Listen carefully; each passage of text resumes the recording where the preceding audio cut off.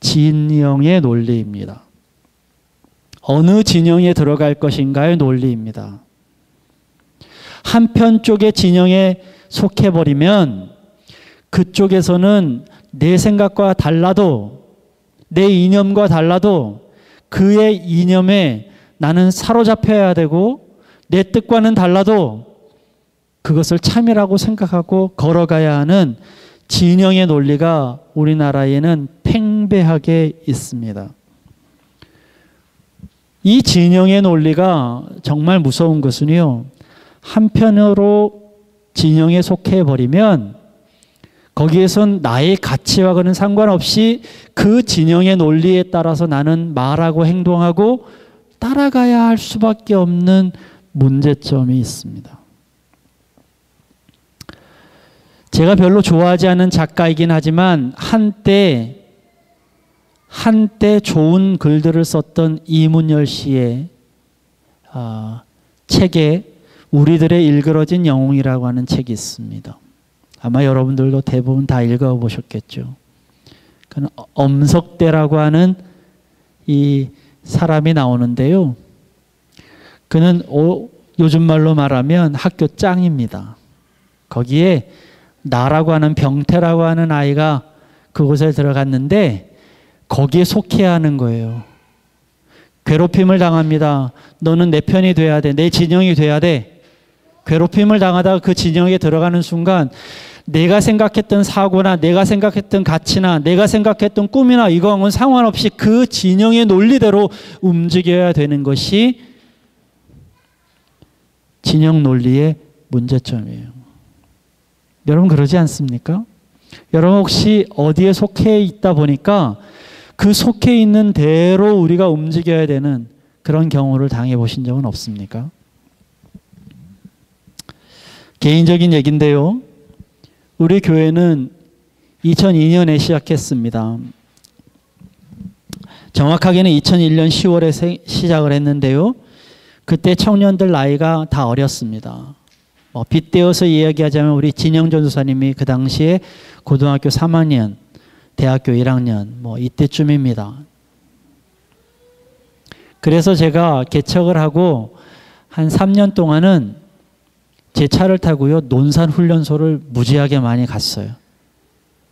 왜냐하면 군대 가는 청년들을 다 논산훈련소에 제가 데리고 갔거든요. 즐비하게 있습니다. 진영 전도사님은 논산이 아니고 의정부였지. 네, 기억하잖아 내가. 의정부도 제가 많이 갔습니다. 오늘 인사하신 김종윤 전도사님도 제가 논산 데려다 줬습니다. 네. 또 누가 있나요? 은성 전도사님도 있죠. 정수도 있네. 또 경찬 형제도 있고요. 제가 데려다 준 형제들이 꽤 있습니다. 조금 제 자랑을 하자면 그 당시에는 제가 아버지 역할을 했던 것 같아요. 아이들이 부모님들에게 먼저 말할 것 저에게 먼저 말하고 여자친구가 생기면 저에게 먼저 말해주고 그랬습니다. 요즘엔 그렇지 않습니다. 그래서 그 아이들이 그 당시에는 고민들을 저에게 털어놓았어요. 많이. 젊은 남자 청년들의 고민 가운데에는 군대를 가야 하나 말아야 하나가 초미의 관심사였습니다. 그래서 많은 아이들이 저에게 언제 갈까요? 군대를 어떻게 할까요? 꼭 가야 하나요? 물론 군대를 가야 하는 것이 합법적인 것이고 맞는 일이죠. 근데 저는 그 아이들한테 이렇게 이야기했습니다. 어떤 이에게는 꼭 군대를 가라고, 또 어떤 이에게는 꼭 군대를 가지 말라고 얘기해 주기도 했습니다. 최근에는 왜 저한테 찾아오는지 잘 모르겠는데 후배 전도사님들, 후배 목사님들이 찾아와서 개척을 하고 싶다고, 어떻게 하면 개척을 해야 되느냐고. 그들 눈에는 제가 개척에 성공한 것처럼 보이나 보죠. 아마도 제가 개척을 했기 때문에 저한테 물어보는 거겠죠. 그러면서 아주 뿌듯한 마음으로 와가지고 저한테 개척하고 싶습니다. 이렇게 이야기합니다. 그럼 아마 저한테 칭찬을 받을 줄 알았겠죠. 그러나 대부분 저는 그들에게 욕을 해줍니다. 왜 미쳤다고 개척을 하냐? 이렇게 얘기해 주는 아이들이 있고, 어떤 아이들에게는 제가 그래 너는 개척을 해야지 얘기를 해주기도 합니다. 그랬더니 그것을 안 청년들이, 그것을 안 후배 목사님들이 왜 목사님은 일관성 없이 그렇게 얘기하느냐, 왜 쟤한테는 저렇게 얘기하고 얘한테는 이렇게 얘기하느냐, 이렇게 저한테 따지는 아이들도 있었습니다. 맞습니다. 이 사람한테 이렇게 하고 저 사람한테 저렇게 얘기했습니다. 근데 저 일관성 굉장히 중요하게 생각하거든요. 일관성 있는 삶을 사는 것이 얼마나 중요한지 모릅니다.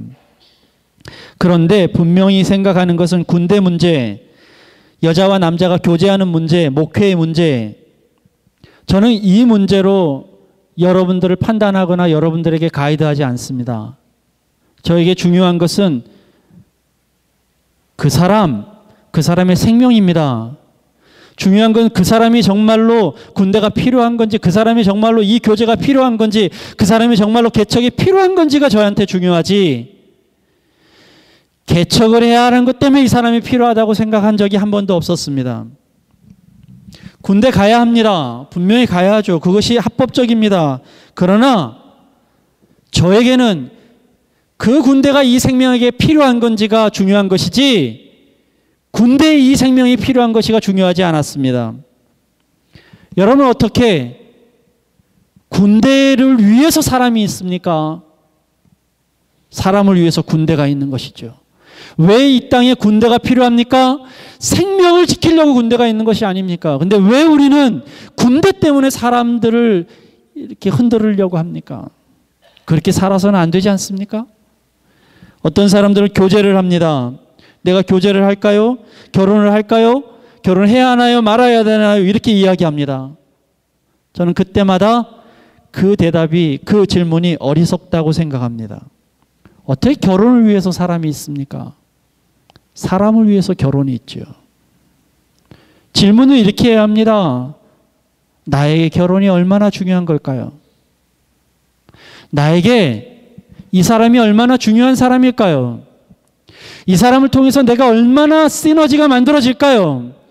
삶의 목적이 어떻게 만들어질까요? 이것이 문제인 것이지, 그냥 막 함부로 결혼해야 합니까? 결혼이 지상 과제입니까?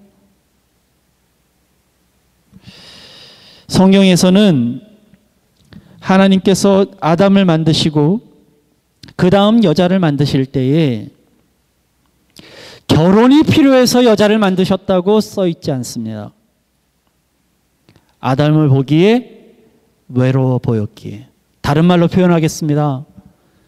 아담을 더 아담답게 만들기 위해서, 사람을 더 사람답게 만들기 위해서, 그리고 이 사람이 온전하게 하나님의 자녀로서의 역할들을 하기 위해서 여자를 만들어 주셨어요. 분명한 사실은 어떤 상황이나 환경 때문에 내가 있는 것이 아니라 나 때문에 상황과 환경이 있다는 사실입니다. 나 때문에 진영이 있는 것입니다.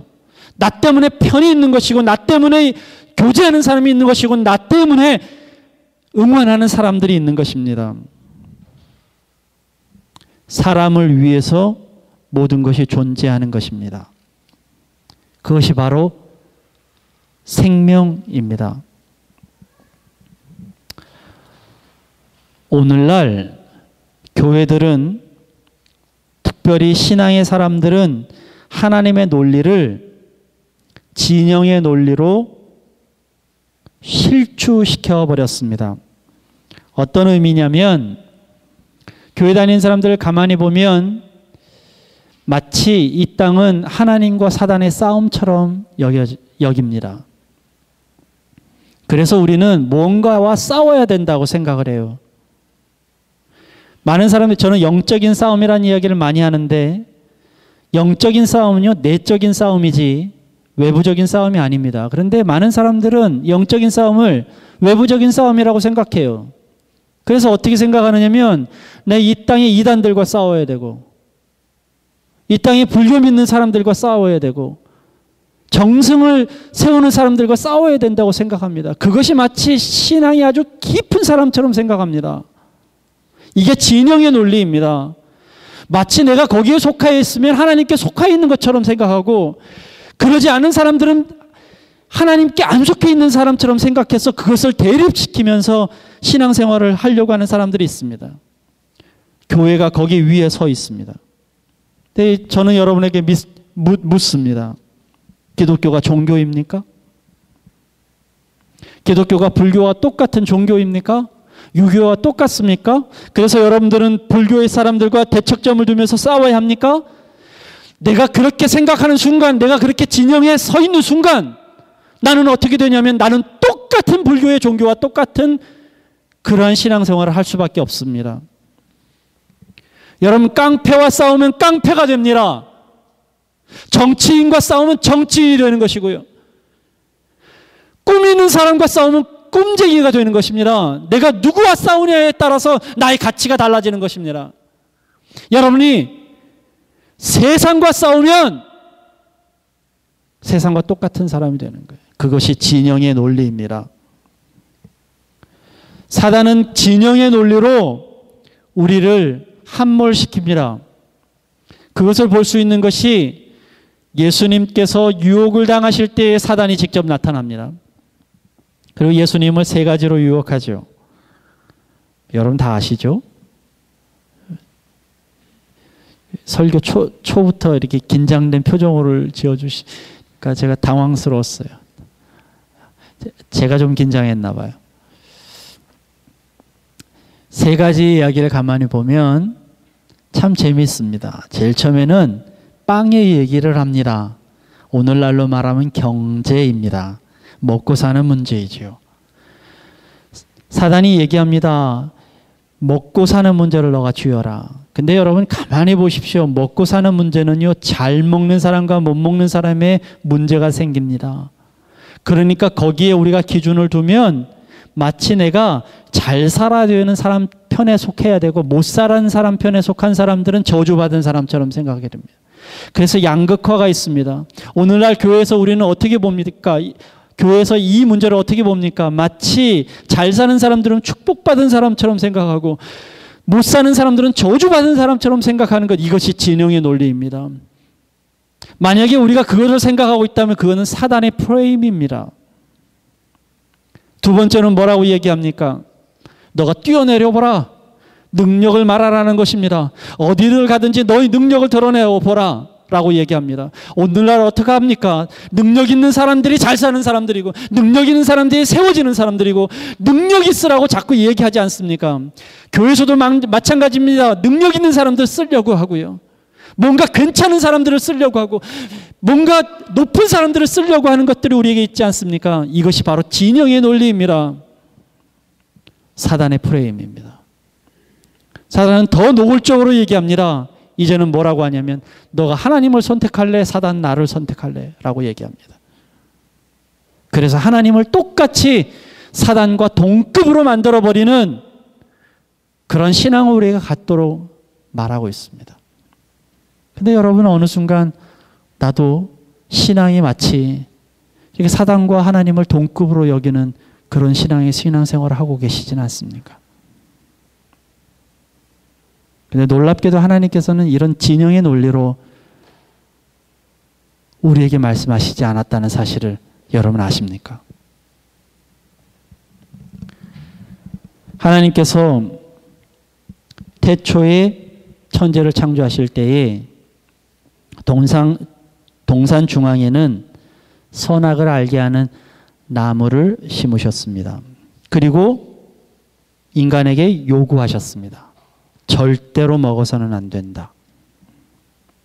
많은 사람들은 이 질문을 하면서 이렇게 질문합니다. 왜 절대로 먹어서는 안 될 것들을 동산 중앙에 세우셨냐? 그걸 세우시지 않았으면 우리가 안 먹었지 않았겠냐? 이 이야기를 합니다. 여러분, 하나님께서는요, 우리가 먹나 안 먹나 두고 보자 이런 분 아니십니다. 우리를 시험하시는 분이 아니셔요. 여러분과 비슷하게 하나님을 생각하지 마세요. 우리는 그러잖아요. 옆에 미운 사람 딱 보면 저 사람이 자꾸 하나하나 두고 보자. 미리 말리면 될 텐데 미리 말리지 않고 하나하나 두고 봐요. 그리고 하면 막 뭐라 그러잖아요. 하나님 그러신 분이 아니세요. 우리는 이 문제를 신학적으로 볼 필요가 있습니다. 여러분, 의미가 무엇일까요? 동산에 나무를 하나 세워놨는데 그 나무가 절대로 먹어서는 안 된다는 거예요. 그 신학적인 의미는 이런 것입니다. 세상은, 이 땅은 선, 악으로 구별되는 진영 논리로 이 땅은 살아갈 것이다. 내 편이냐 너 편이냐 이런 진영 논리로 이 땅은 살아갈 것이다. 그러나 나의 자녀인 너는 절대로 그 열매를 먹어서는 안 된다. 절대로 진영 논리로 하나님의 논리를 바꿔서는 안 된다. 그 얘기를 하나님께서 하시는 것입니다. 여러분 잘 보시면 선악을 알게 하는 나무라고 하는 그 나무를 이야기를 할 때에는 동산 중앙에는 그 나무밖에 없는 것처럼 보였습니다. 나중에 보니까 범죄한 이후에 동산 중앙에는 생명나무가 하나 더 있었어요.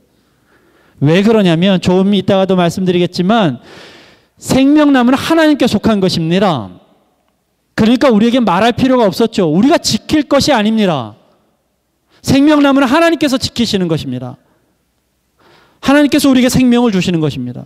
우리가 생명을 태어나게 하는 것이 아닙니다. 그러나 우리가 할 수 있는 것이 있었습니다. 뭐냐면 선악을 알게 하는 나무를 먹지 않는 것이었습니다. 그렇기 때문에 선악을 알게 하는 나무만 우리에게 먼저 보여주신 거예요. 바로 진영 논리로 가지 말라는 것입니다. 그런데 하나님께서는 그러면 진영 논리가 아니라 무슨 논리냐? 생명 논리라는 거예요. 그럼 생명 논리는 선한 사람에게도 악한 사람에게도 생명은 똑같이 있습니다. 마태복음 5장에 보면 이런 말씀이 있습니다. 선인에게도 악인에게도 동등하게 해를 주시며 의로운 사람에게나 불의한 사람에게도 똑같이 비를 내리시는 하나님. 왜 이런 일이 가능한가? 생명 논리로 역사하시기 때문입니다. 여러분 마음속에 이런 마음이 있으시잖아요. 불의한 사람, 예수 안 믿는 사람, 아니 안 믿는 것을 떠나서 예수님을 핍박하고 예수님을 저주하는 사람, 왜 저 사람은 지옥에 안 가나? 왜 저 사람은 벌을 안 받나? 여러분 그런 생각 하시잖아요. 왜 나는 예수님을 이렇게 잘 믿는데 나는 잘 되지 않나? 이 생각 자체가 진영 논리라는 거예요. 그러나 하나님께서는요, 그 사람이 불의한지 그 사람이 의로운지 그것보다 더 중요하게 생각하시는 것이 그 사람에게 생명이 있다는 거예요. 여러분이 이렇게 생명 중심으로 사십니까? 여러분은 아니면 저 사람이 나한테 좋은 사람이냐 나쁜 사람이냐 선한 사람이냐 악한 사람이냐로 사십니까? 오늘날 교회는 오늘날 기독교는 부활이라고 하는 것을 굉장히 중요하게 생각합니다. 곧 우리는 성탄을 맞이하게 되는데 기독교에서는 성탄이 중요한 절기 중에 하나입니다. 그러나 기독교 절기 가운데 가장 큰 절기는 부활절입니다. 그래서 부활절 때에는 새벽 연합성회도 하고 한국 교회가 막 그러지 않습니까? 부활절을 크게 여깁니다. 그런데 여기서도 진영 논리가 퍼져 있습니다. 많은 사람들은 죽음과 부활을 대비시켜 놓습니다. 그래서 죽음은 덜한 것이라고 생각하고 부활은 참이라고 생각합니다. 근데 가만히 보십시오. 죽음이 없으면 부활이 있습니까? 아까 제가 말씀드렸죠. 선악을 알게 하는 나무, 그것을 우리에게 보여주신 건 뭐라고요? 우리가 할 일이니까 라고 제가 말씀드렸죠. 생명나무는 보여주시지 않았어요. 그건 하나님이 하시는 일이니까. 똑같은 일이 여기에도 벌어집니다. 십자가의 죽음, 그리고 십자가에서의 부활. 십자가에서의 죽음은 선악을 알게 하는 나무처럼 내가 할 일입니다. 십자가에서의 부활은 하나님이 하실 일입니다. 그렇다면 이 땅에서 우리가 더욱 중요하게 생각하고 지켜야 할 것은 무엇일까요? 여러분, 부활이 아닙니다. 우리에게 맡겨지신 사명은 바로 십자가의 죽음입니다. 그런데 왜 오늘날 우리는 십자가의 설교가 교회에서 사라졌습니까? 왜 오늘날 여러분들은 내가 당하고 내가 죽고 내가 낮아지는 것보다는 내가 더 잘되고 내가 더 높아지고 내가 더 부유하게 사는 것에 더 집중하고 있습니까? 점점 교회가 진영 논리에 빠져가기 때문입니다. 여러분, 이것이 잘못된 신앙입니다. 왜 십자가 예수님은 이 땅에 없을까요? 왜 낮아짐의 예수님은 이 교회에 없을까요? 왜 교회는 점점 옳고 그름에만 매달려 있을까요? 왜 교회는 사람을 나누는 데만 있을까요? 왜 내 마음에 들고 내 마음에 들지 않는 것만 있을까요? 오늘날 아무리 큰 부흥을 교회가 일으킨다 할지라도 이렇게 진영 논리에 빠져 있으면 그것은 사단의 손바닥 위에 있는 교회일 뿐입니다. 오늘 본문을 가만히 보면 본문의 내용은 아주 간단합니다. 형제가 죄를 지으면 혼자 가서 그 죄를 충고하라는 거예요. 그리고 돌이키지 않으면 두세 사람이 가서 충고하라는 거예요. 또 돌이키지 않으면 교회가 가서 충고하라는 거예요. 여러분, 이 이야기를 들을 때 여러분은 어떤 의미로 이 이야기가 들리십니까? 어떤 내 곁에 누군가가 죄 지은 사람이 있구나. 여러분, 이렇게 받아들이지 않습니까? 오늘 여러분에게 이렇게 설교를 합니다. 내 곁에 형제 가운데 죄 지은 사람이 있으면 너가 가서 얘기해라. 그럼 여러분 머릿속에 이런 생각이 퍼뜩 들 것입니다.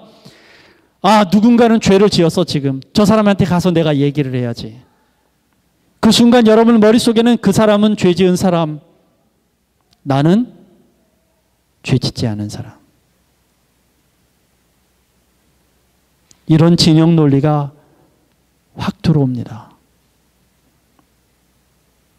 그래서 이 말씀을 가만 보면 죄 지은 사람을 돌이키는 데에 우리가 헌신해야 된다고 하는 말씀으로 자꾸 듣게 됩니다.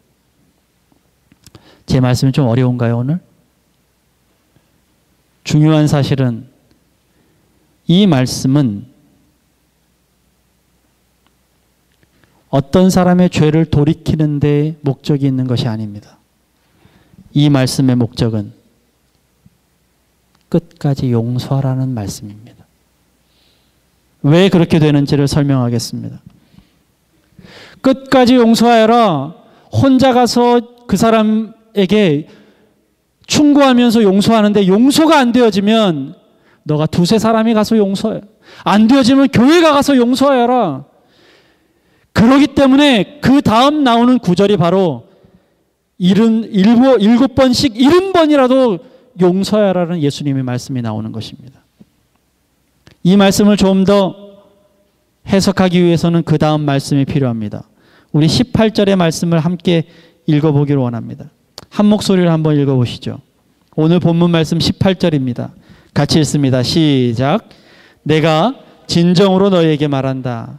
무엇이든지 너희가 땅에서 매는 것은 하늘에서도 매일 것이요 땅에서 푸는 것은 하늘에서도 풀릴 것이다.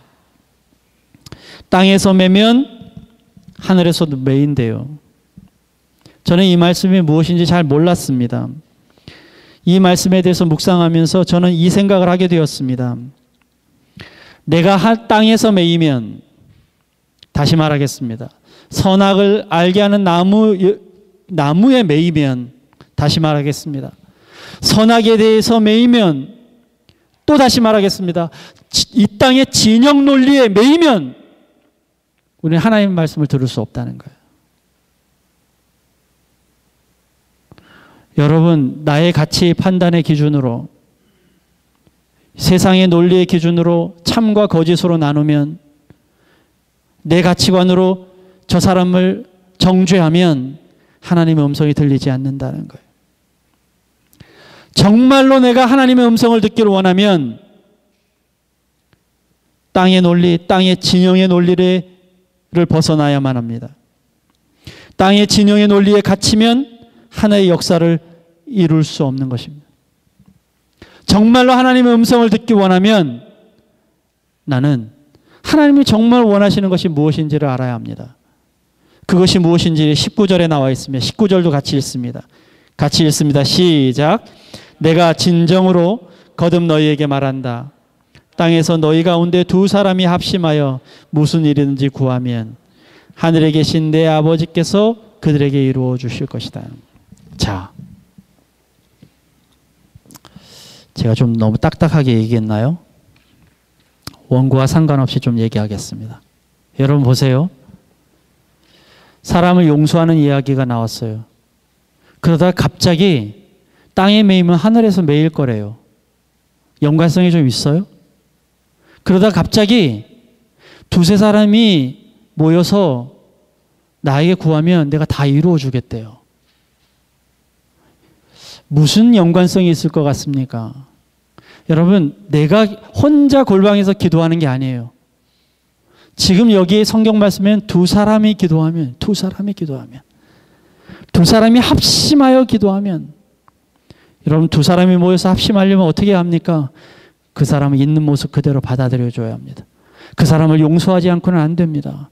부부도요, 기도하기 쉽지 않습니다. 마음이 안 맞습니다. 그런데 그 두 부부가 마음을 합심하여서 기도하려면 그 사람을 용서해야만 합니다.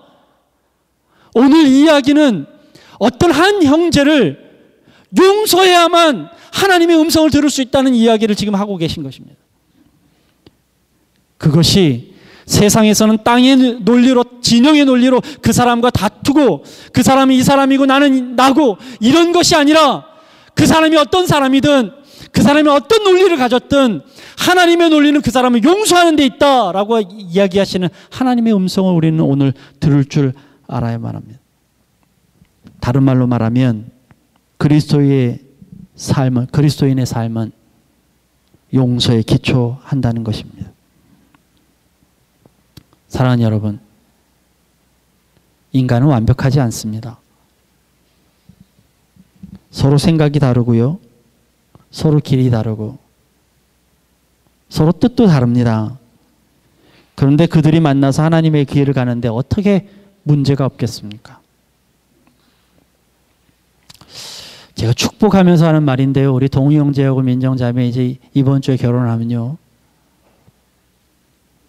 제가 알기로는 뭐 한 10년 사귄 걸로 아는데 10년 사귄 거는요. 하루면 다 무너집니다. 결혼 하루가요. 연애 10년보다 더 길어요.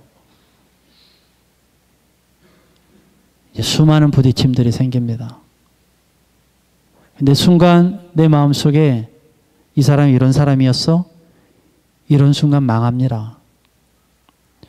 당연히 서로 다른 사람이 모이면 문제가 생기죠.